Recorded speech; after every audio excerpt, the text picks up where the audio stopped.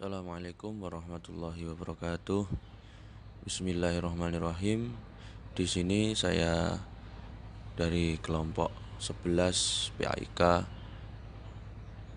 dalam mata kuliah Filsafat Pendidikan Islam akan membahas tentang terminologi pendidikan dalam Islam yang beranggotakan Endang Purwati, Fadilah Insirani, dan saya sendiri Imam Mustaqim.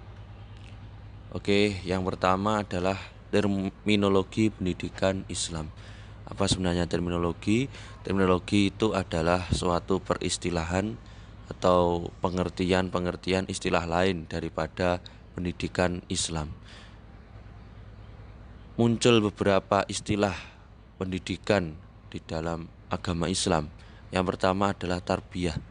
Tarbiyah adalah mendidik manusia untuk memperbaiki kehidupannya menuju ke arah yang lebih baik dari yang sebelumnya.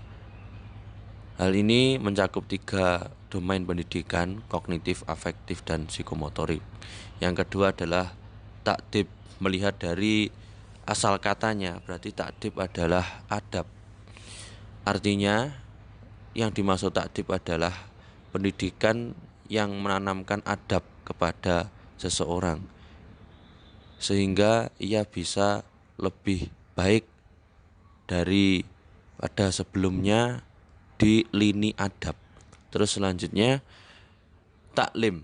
Taklim artinya memberitahu sesuatu kepada seorang yang belum mereka tahu. Intinya taklim itu adalah transformasi ilmu antara pendidik dan peserta didik. Selanjutnya tazkiyah. Asal kata tazkiyah, zaki tazkiyatan, artinya penyucian jiwa. Jadi pendidikan dalam arti tazkiyah adalah untuk mensucikan jiwa dari hal-hal yang buruk dari segi akhlak, segi hati, dan segi apapun. Selanjutnya tadris. Tadris adalah suatu bentuk kegiatan yang dilakukan guru kepada murid secara berulang-ulang. Kalau bahasanya orang Jawa yakni deres. Biar apa? Fungsinya deres itu biar ingat atau murojaah, biar ingat dengan materi-materi yang telah kita pelajari. Selanjutnya adalah mau'idhah. Mau'idhah, wa'ada yu'idu wa'dan i'adatan, yang artinya nasihat. Jadi mau'idhah itu memberikan nasihat, peringatan kepada peserta didik atau kepada siapapun. Biasanya dalam hal ini itu disampaikan oleh seorang kiai mubalek di atas mimbar, dan itu sasarannya adalah khalayak umum. Jadi tidak ada batasan-batasan tertentu. Dan itu dari saya akan dilanjutkan oleh rekan saya. Terima kasih. Materi selanjutnya ialah sumber pendidikan Islam. Yang pertama ialah Al-Quran. Al-Quran menempati posisi pertama dalam sumber pendidikan Islam. Al-Quran menjadi landasan semua ajaran Islam yang menyangkut hubungan vertikal manusia dengan Tuhan, ibadah, maupun hubungan sosial kemasyarakatan dan muamalah.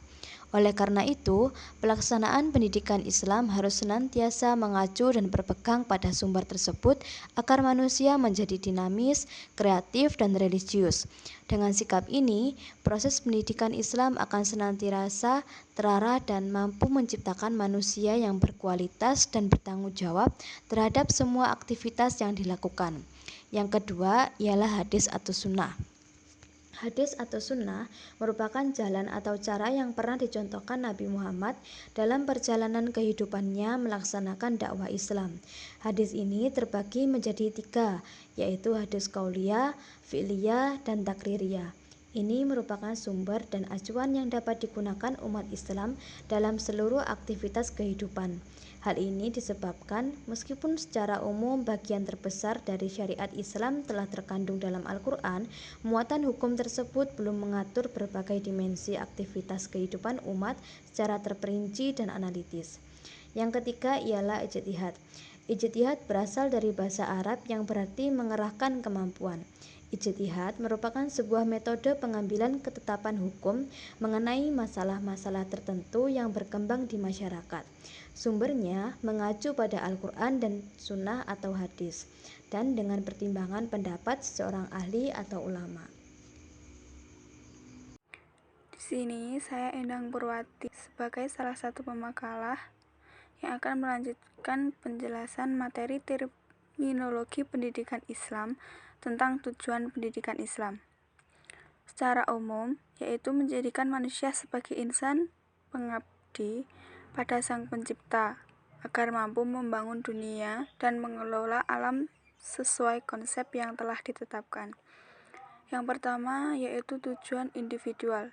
Hal ini berkaitan dengan diri seseorang, caranya melalui proses belajar, dan tujuannya adalah mempersiapkan dirinya dalam kehidupan dunia dan akhirat.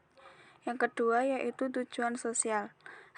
Hal ini berhubungan dengan kehidupan masyarakat pada umumnya, dan dengan aktivitas masyarakat serta dengan perubahan-perubahan yang diinginkan, baik pertumbuhan pribadi, pengalaman, dan kemajuan hidupnya. Yang ketiga yaitu tujuan profesional, adalah yang berkaitan dengan pengajaran sebagai ilmu, seni, dan profesi serta sebagai suatu kegiatan dalam masyarakat. Pembahasan selanjutnya yaitu tentang metode pendidikan Islam. Metode yang pertama yaitu metode dialog Qur'ani dan Nabawi. Yang kedua, mendidik melalui kisah-kisah Qur'ani dan Nabawi. Yang ketiga, mendidik melalui perumpamaan Qur'ani dan Nabawi. Yang keempat, mendidik melalui keteladanan.